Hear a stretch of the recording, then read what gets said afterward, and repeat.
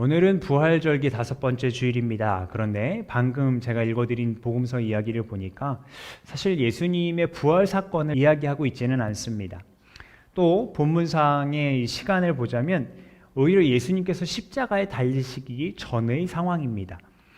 최후의 만찬이라 불리는 그 마지막 식사 자리에서 예수님께서 당부의 말씀을 제자들에게 하고 계시는 그런 상황이거든요.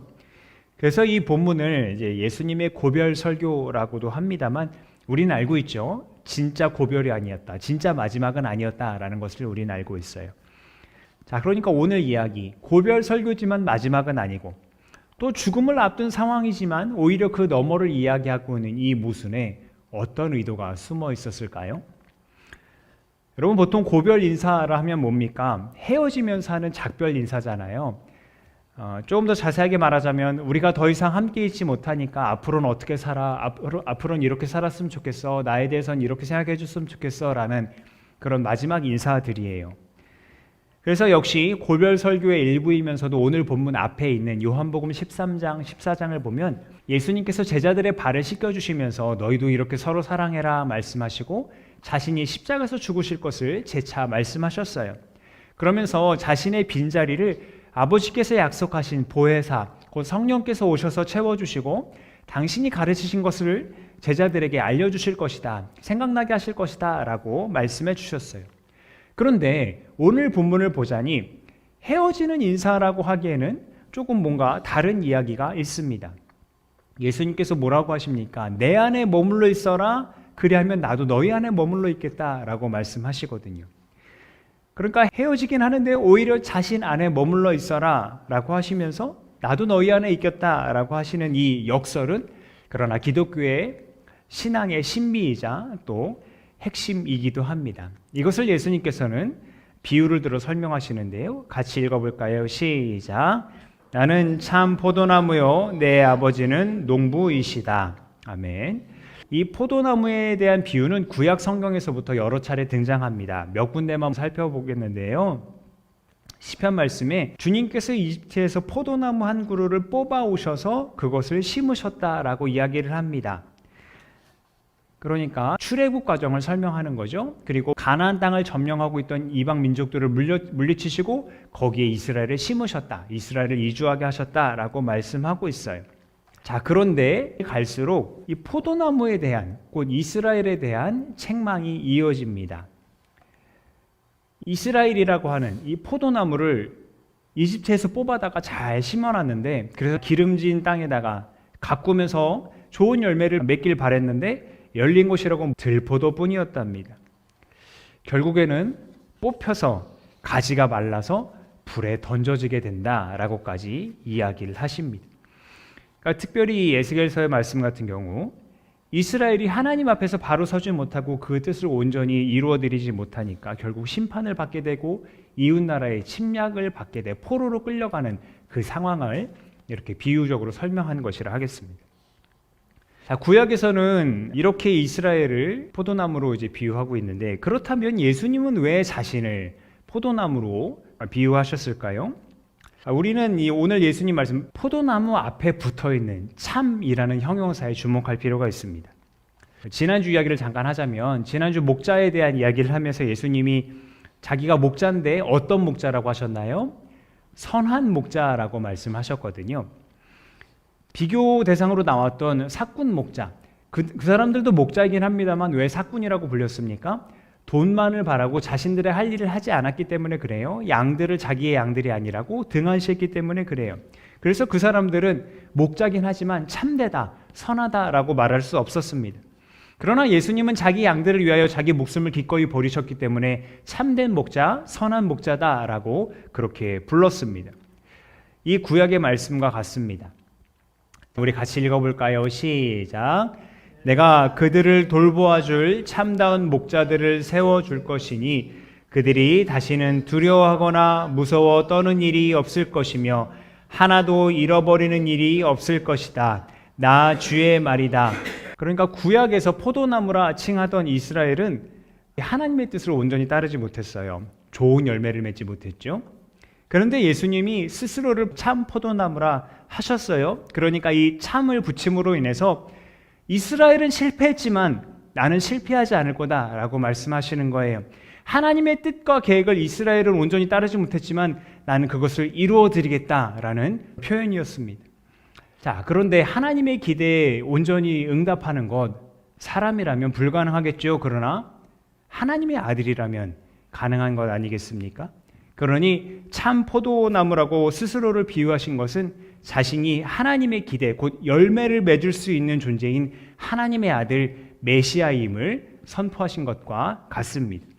구약에서의 포도나무 비유와 또 다른 점은, 구약에서는 이스라엘을 포도나무로 비유하면서 그 나무에서 열매까지 맺기를 기대하였다면, 오늘 말씀에서는 예수님께서 자신을 포도나무라고 비유하시면서도 열매를 맺는 것은 가지다라고 구분하고 계시다는 거예요. 그래서 말씀에서 본 바와 같이 열매를 맺는 가지는 그 식사자리에 함께 있었던 제자들을 일컫는 것이었습니다. 다만 예수님은 모든 가지가 다 열매를 맺을 것이라고는 하진 않습니다. 참 포도나무인 자신에게 붙어 있으면서도 열매를 맺지 못하는 가지가 있을 것이다 라고 말씀하시고, 그런 가지는 농부신 하나님께서 어떻게 하신다 그래요? 잘라버리신다 라고 말씀합니다. 자, 그런데 흥미로운 것은 열매를 맺는 가지도 하나님이 손을 대시기는 해요. 잘 자라겠거니 내버려 두는 것이 아니라 잘 다듬어서 더 많은 열매를 맺게 하신다고 합니다. 자, 여기에서 가지를 손질하다 할 때 이 손질하다는 깨끗하게 하다라는 의미를 갖고 있습니다. 그리고 이 깨끗하게 하다는 다시 성결하게 하다, 거룩하게 하다라는 의미와 연결이 됩니다. 자, 그러면 깨끗하게 하는 건 누구예요? 가지 스스로입니까? 아닙니다. 농부이신 하나님께서 가지를 깨끗하게 하십니다. 이 말씀처럼 말이죠. 같이 읽습니다. 시작. 하나님의 뜻은 여러분이 성결하게 되는 것입니다. 하나님께서 우리를 불러주신 것은 더러움에 빠져 살게 하시려는 것이 아니라 거룩함에 이르게 하시려는 것입니다. 아멘. 자, 그러면 하나님은 가지를 어떻게 손질하실까요? 어떻게 거룩하게 하실까요? 같이 읽습니다. 시작. 그러므로 예수께서도 자기의 피로 백성을 거룩하게 하시려고 성문 밖에서 고난을 받으셨습니다. 아멘. 하나님은 당신의 아들 예수 그리스도의 피를 믿는 자들을 깨끗하게 하십니다. 그런데 우리가 여기에서 생각해 볼 것이 있습니다. 손질되는 과정이 아무렇지도 않을까요? 성결하게 된다는 것, 거룩하게 된다는 것, 하나님 앞에서 깨끗하게 된다는 것은 죄를 용서받는 회개가 선행되어야 한다는 이야기죠. 회개할 때 죄악으로 가득했던 자신의 추악한 모습을 직면하는 것이 그렇게 유쾌한 일은 아니지 않습니까? 그래서 자신의 죄악을 마주하는 것이 너무 고통스러웠던 나머지 선생님을 배신했던 가룟 유다는 그 무게를 견디지 못하고 결국 비참한 최후를 맞이했어요. 그러나 베드로는 선생님을 모른다고 3번 부인한 것 맞지만 자신의 죄를 직면한 그 상태에서 죄의 용서를 구하고 회개하였고 살아났습니다. 그래서 어떤 자료에서는 오늘 본문의 2절 말씀에 이 열매 맺지 못하는 가지를 가룟 유다에 비하하기도 하고요. 손질된 가지를 베드로에 빗대어 설명하기도 합니다. 자, 그렇다면 예수님께서 이 마지막 설교에서 내 안에 있어 열매를 맺어라 이렇게 말씀하신 것은 설사 잘못하였더라도, 죄를 지었더라도 거기에 무너지지 말고 쓰러지지 말고 거기에서 돌이켜서 회복되어야 한다라는 애타는 요청이었다라고 우리는 생각할 수 있겠습니다.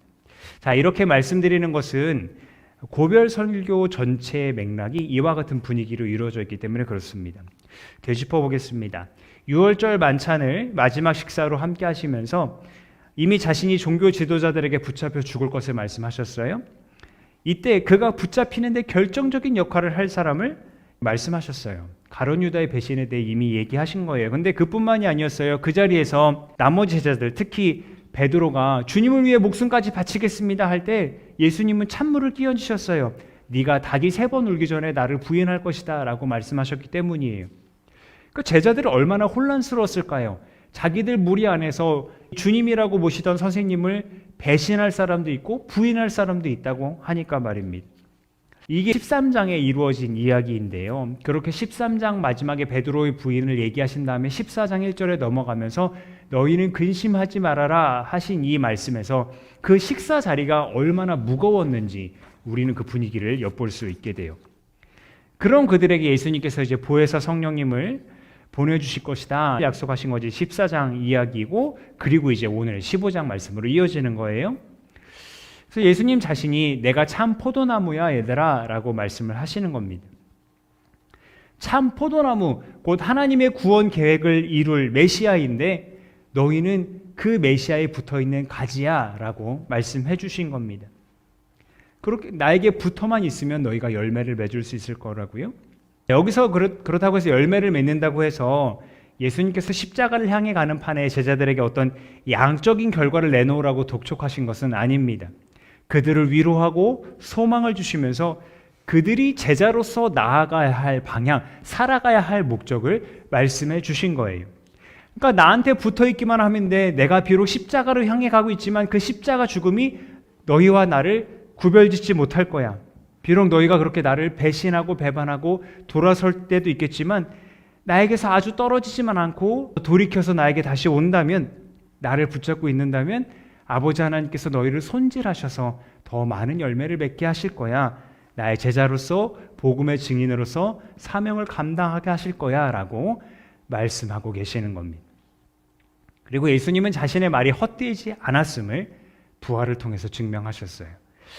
온 인류의 죄악과 함께 제자들의 배반과 배신, 또 연약함과 절망마저도 끌어안고 십자가에서 죽으셨지만 사흘 만에 다시 살아나셨고 자신에게 붙어있는 그 가지들에게 영원한 생명을 불어넣어 주셨습니다.